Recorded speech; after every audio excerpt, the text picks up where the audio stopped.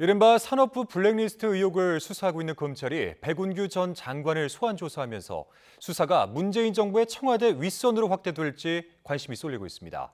산업부 수장이었던 백 전 장관의 신병 처리 여부가 분수령이 될 전망입니다. 송재인 기자의 보도입니다. 문재인 정부 장관 가운데 처음으로 검찰이 구속영장을 청구했던 김은경 전 환경부 장관.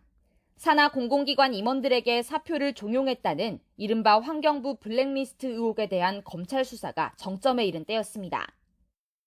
최선을 다해서 설명드리고 그리고 재판부의 판단을 구하겠습니다.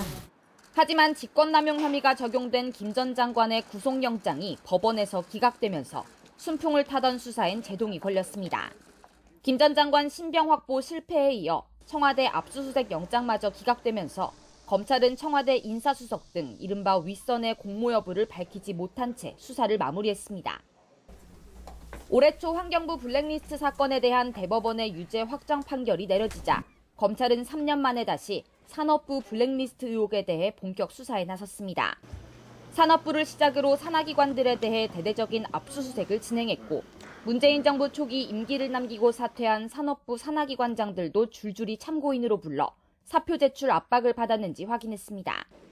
이인호 전 차관 등 주요 피의자들도 차례로 불러 조사한 검찰은 본격 수사 석 달 만에 의혹의 정점에 있는 백운규 전 장관까지 소환했습니다.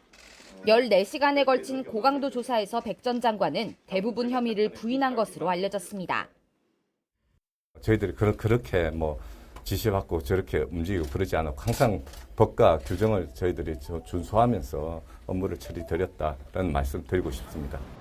한 차례 소환 조사로 백 전 장관에 대한 조사를 사실상 마무리한 검찰은 신병 처리 방향에 대한 검토에 들어갔습니다. 이르면 다음 주 영장 청구 여부를 결정할 것으로 보입니다.